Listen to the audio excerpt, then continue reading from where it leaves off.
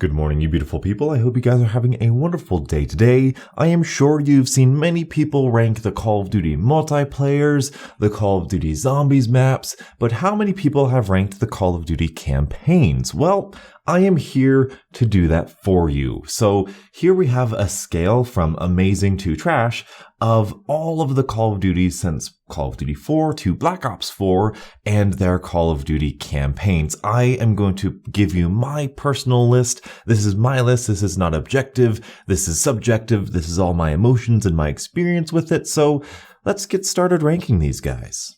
An easy start here. Black Ops 4 has no campaign, so we can easily put that down in the garbage down here. But World War II is where we start getting into a weird little thing. There are a lot of things that I enjoyed about World War II, but no, it's definitely not amazing. Is it not good? It's almost not good, and it's almost good. So I'm going to leave it in good for now until we get through the list and I can kind of reflect. Now, Infinite Warfare, we have an easy choice. This campaign, easily one of the top 3 campaigns ever. I mean, we'll get down to some amazing campaigns. Infinite Warfare is moving. It's so great. It's so fantastic, especially off of the dumpster fire that was Black Ops 3. Black Ops 3, by far, hands down, worst campaign in the Call of Duty franchise. I mean, Jason Blundell, I think, tried to do this like tricked ya, gotcha moment where all of it was a dream and it's just none of it made sense, and that was the point unless you slowed down the text on the mission files. And that's what even people who have read what was supposed to happen, the game doesn't make sense. The game isn't enjoyable. The missions are so long and confusing, and it's purposely ambiguous, and it tries to be bigger than what it is. It's not a great campaign. It's a garbage campaign. So moving on to Advanced Warfare. This is the one might cause a little controversial because, you know, people liked Kevin Spacey at the time. They thought the new jump system was good. I don't think it's good. I think it's bland and boring except for one open mission. It was all pretty base standard stuff. And believe it or not, that's also kind of where I'm going to put Call of Duty Ghosts, because during this time, I just feel like the Call of Duty campaigns were just so bland. They were so boring. They were formulaic. It was all the same stuff. Call of Duty Ghost is pretty much the most vanilla campaign that you can go through. It's not necessarily bad, which is why I called this not good. These are the bad campaigns. The Black Ops 4, Black Ops 3, those are the bad campaigns.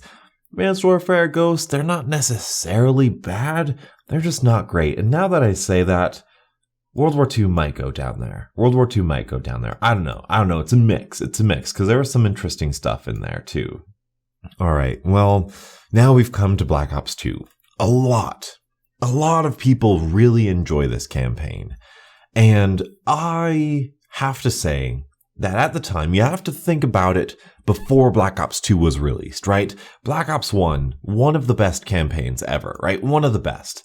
It was so exciting to play Black Ops 1, and that the switch at the end, we'll get to that. So Black Ops 2, when it's announced, we're going to see these characters again and continue the story, and it's going to be the story is going to change on how you play and the decisions that you make within the game.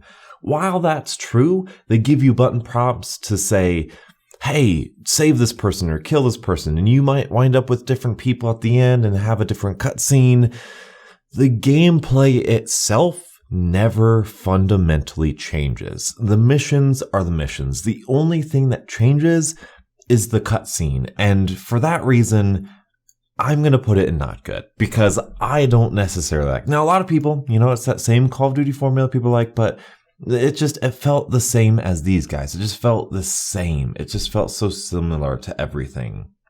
And that brings us to Modern Warfare 3. This is another one that I feel like could be put here or could be put here. Because it's Modern Warfare 3, because it's the end of the epic trilogy and it tells a big story, I'm going to keep it in the good pile because it's just fantastic and it's a fun ending and all that stuff. It probably deserves this, and Black Ops 2 might be up here, but personally for me, the way I experienced it, this is the way that I think it should be. Now, Black Ops 1. Another easy choice. Boom. Right up there.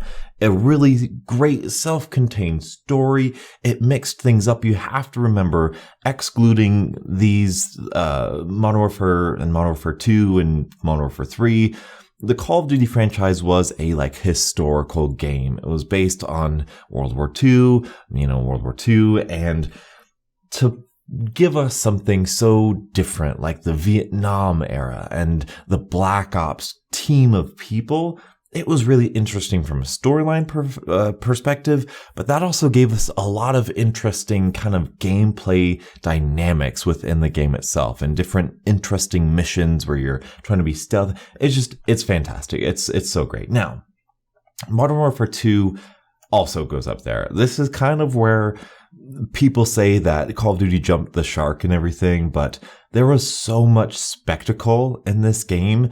The EMP scene, the cabin in the woods trying to hold off the attackers. There are so many memories trying to defend Burger Town.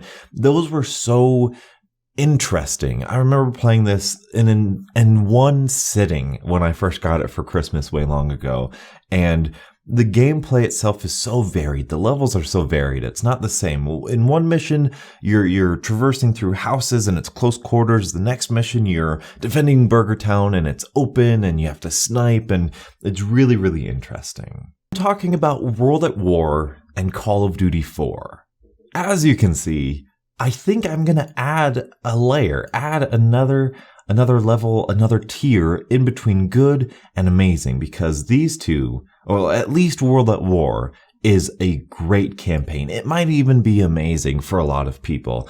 I played it for the Wii, so I don't really quite remember all too much, but they had some really, really brutal moments in World at War. Some really memorable stuff too about just the Japanese, and that's basically the Pacific theater is so brutal and it's so harsh, and it's just with Reznov and you're sitting in Stalingrad statue in that middle fountain. It has some really cool stuff about it. These are amazing campaigns. Same thing with Call of Duty 4. Amazing, amazing stuff. I just don't feel like they're like top tier. Maybe Modern Warfare 2 is like this, I think these guys could be amazing. I think they could all be great, just depending on whatever semantics we want to go around. This could be the ranking right here. We have a handful of just fantastic titles. Maybe Modern Warfare 2 is down here. I don't know, depends on your taste, but we have some good games. We have some okay, kind of bland, meh games, and we have some absolute garbage down here. So this is probably how I'd rank it. Call of Duty 4, obviously, breathtaking. It's completely different. Modern Warfare times some amazing stuff. I have a Let's Play. I have a playthrough of it on my channel if you want to go check it out. It really changes how Call of Duty was going to be structured. Same thing with Modern Warfare 2. So these two are such an enigma in the Call of Duty community that really it could be any one of these guys. So that's kind of my final ranking list of the Call of Duty campaigns right here. Let me know your guys' thoughts about this list. This is probably how I would set it up, but I added in that grade just because there's a little bit of flexibility, especially with Modern Warfare 2, World War II down here. So that is my list. Hopefully you guys enjoyed. Let me know your list. Send me your lists on Twitter. My Twitter's in the description, link in the description. Thank you guys so much for watching. Until the next absolutely beautiful Call of Duty morning. I'll catch up with you guys later. And as always, stay beautiful.